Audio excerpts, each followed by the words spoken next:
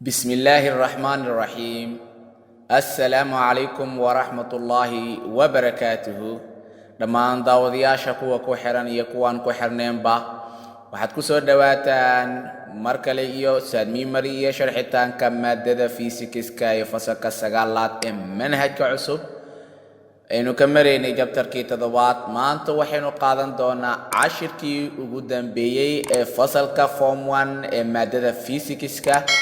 insha Allah waxaanu bilaabi doonaa madib u bilaabi doonaa fasalka form 2 iyo fasalada kaleba biinillaahi albaari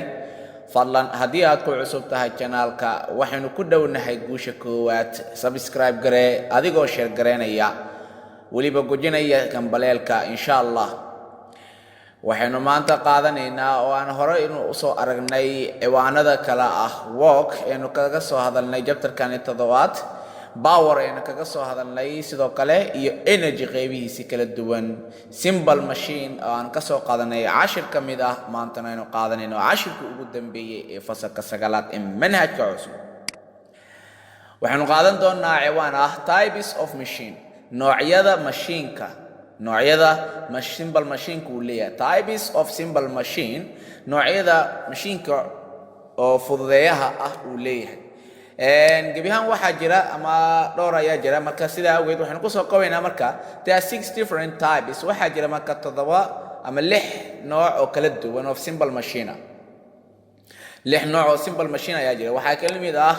inclined plane salaxaha oo yaani jaranjeerka slope ahi oo noocan u yaal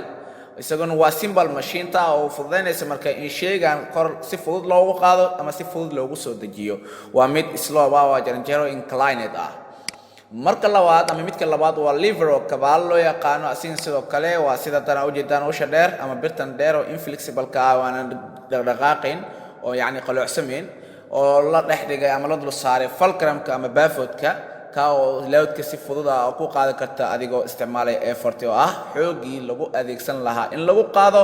loadka okay midka saddexaad oo aan qaadi doono waa weight waxyaabaha tooreyda mindida iyo waxyaabaha afka leh sida masaarti wixii la mid ah ayaa loo yaqaanaa weight typeska oo aan ka hadlayno simple machine-ka ee 6 aan ka soo sheegnay midka afraad wuxuu noqonayaa marka screw oo ah boolka u jeedaan isagana sidoo kale waa mid ka mid ah noocyada simple machine-ka midka afarshanaad waa wheel and axle oo u jeedaan sida tan oo kale ama gaargacan inta badan loogu soo qaato waxyaabaha lugta taayirada ama gaargacanka amalaha asin sidoo kale waa type kamid ah simple machine-ka nooca ugu dambeeya oo ah bulley oo qaafiyad ah oo u jeedaan waa yaani garaagarta oo xariiqa oo meesha yaani jeexdinka ay lagu sameynayo in lagu qaado loadka ama waxyaabaha markii biyaha lagu soo daranayo ceelka loo adeegsado ayaa waxa loo yaqaan qaafiyad ama bulley loo yaqaan inta marka mid ayaan u dul istaagi doonaa anagoo ka hormarayna liver oo kabaal ah liverku muxuu yahay horta liverku consists of waxa uu ka kooban yahay an inflexible length of material ama walax oo dhiran oo haddana inflexible oo aan qaloocsamayn ama jilicsaneen oo aan yaani meel loo qaloocin karin ayaa yaani uu ka kooban yahay kaasoo la dhigay ama la dul saaray marka placed over bafot kala dul saaray bafot bountiga bafot kaasoo loo yaqaan marka fulcrum waxaana load ama liver ka consist of wuxuu ka kooban yahay an inflexible length material dhiran oo inflexible ah oo aan qaloocsamayn ama jilicsaneen oo placed over la dul saaray ama la dhex saaray marka bafot bounty barta bafot ka ama iskoolad loo yaqaan fulcrum marka it is perfect marka for lifting or moving heavy things waxay ku haboon tahay in lagu qaado ama lagu dhaqaajiyo heavy things shay'aasha culus ay ku haboon tahay in lagu dhaqaajiyo ama lagu qaado it is perfect waxay ku haboon tahay for lifting or moving heavy things in lagu dhaqaajiyo ama lagu qaado heavy things shay'aasha culus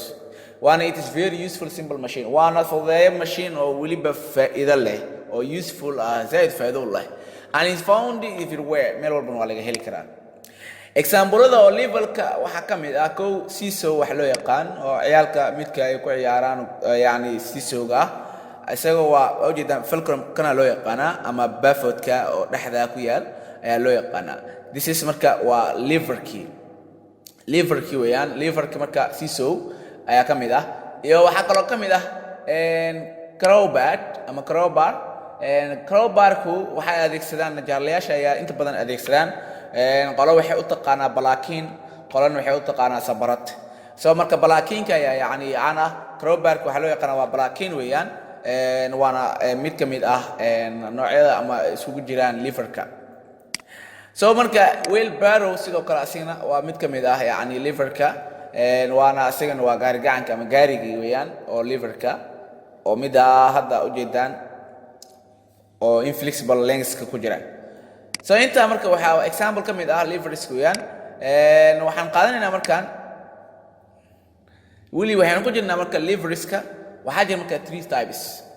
of liver, ama si kale haddii aan dhahno 3 classes. waxaa jirta 3 marka heer ama 3 class oo liverka ah, oo loo kala yaqaano first class, second class and third class. maxay ku kala duwan yihiin first class, second class iyo third class? maxay ku kala duwan yihiin? The difference between kala duwanaanshaha u dhaxeeya 3 classes kan depends on waxay ku tiirsan tahay where the force is, halka uu xoog yahay, where the fulcrum is, iyo halka fulcrumku uu yahay, and where the load is, iyo halka loadka uu saaran yahay ama uu yahay. marka inta dhahan where the force is, where the fulcrum is and where the load is, wax kale ma aha. Midalan first class oo kale waa ka fiiri fulcrumka ama bafoodka markaan wuxuu yaalaa at the center,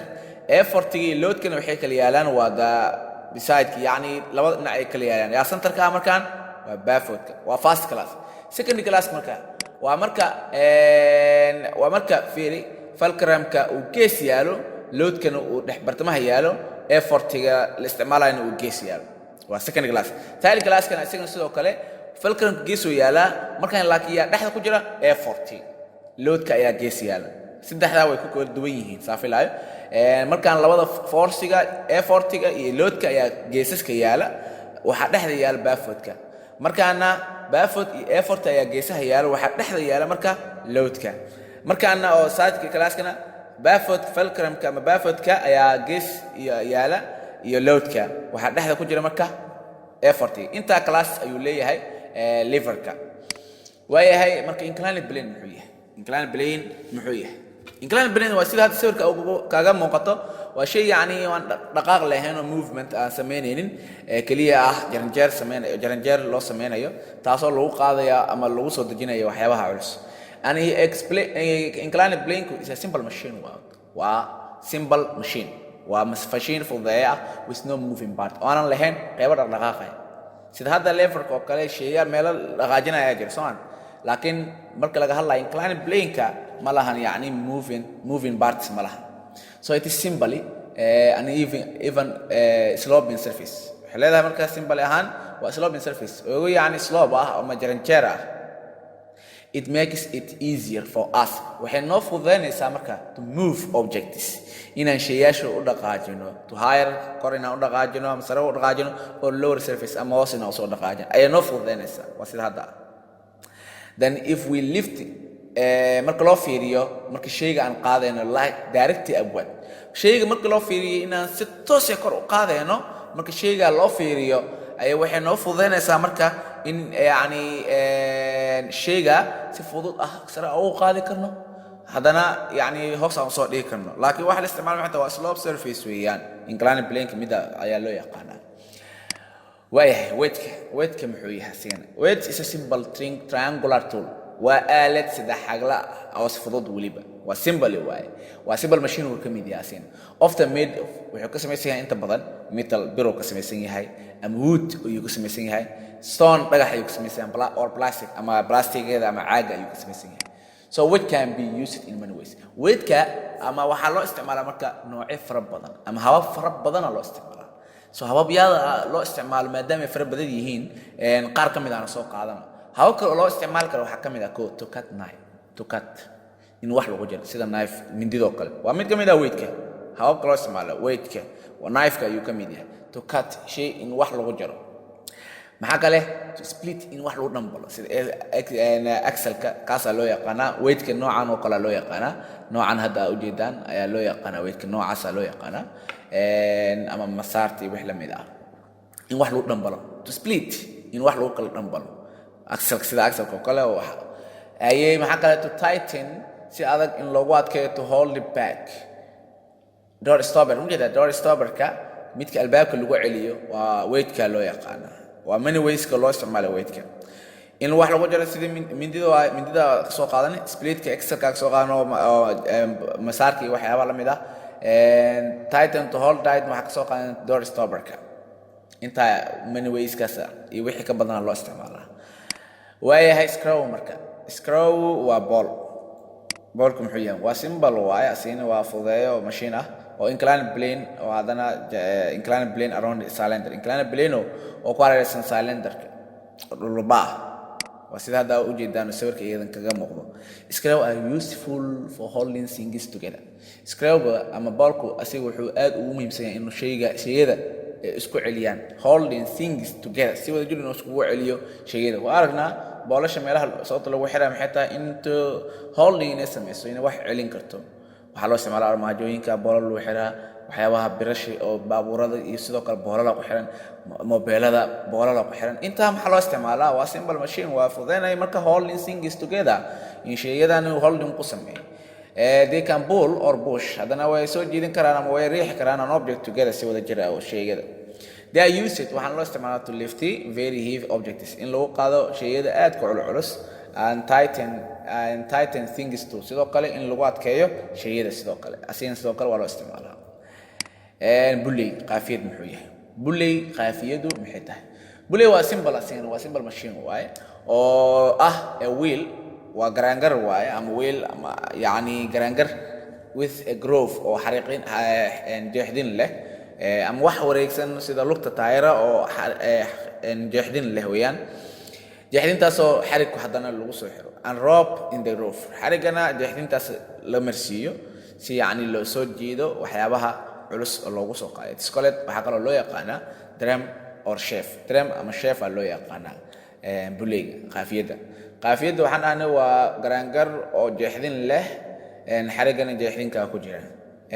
so it is also called waxa loo yaqaana drum or chef loo yaqaana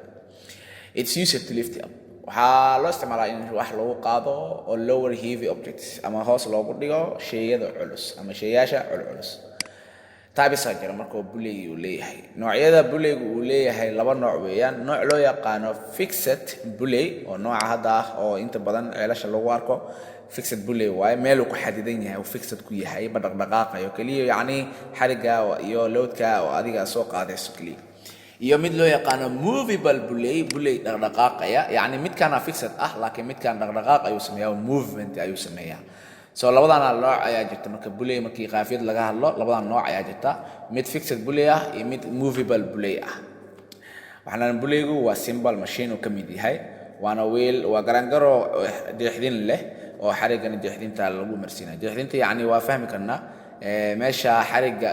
oo la marsiinayo waa meel oo yani jeexdan oo labada dhinac sida yani xariiga xaq uu gudbin inta uu soo gudbin jeexdin ayuu samaysan yahay sidoo kale waxa lagu magacaabaa drum or chef lagu magacaabaa sida loogu qaado kor ama hoos shayada culus ayaa loo adeegsadaa labada nooc uu leeyahay waxay kala yihiin waa bulley fixed ah iyo movable bulley ah waxaan filayaa inaad fahanteen insha Allah wixii su'aal ah iyo wixii walba oo yani aad u aragtaan inay tahay muhiim nala soo xiriir WhatsApp number iyo Facebook waxaan ka codsanaynaa insha Allah inaad noo share gareysaan waxaan ku dhawnahay guusha koowaad billahi tawfiiq assalamu alaykum warahmatullahi wabarakatuh la soco fasalka form 2 iyo fasalada kale insha Allah assalamu alaykum warahmatullahi ta'ala wabarakatuh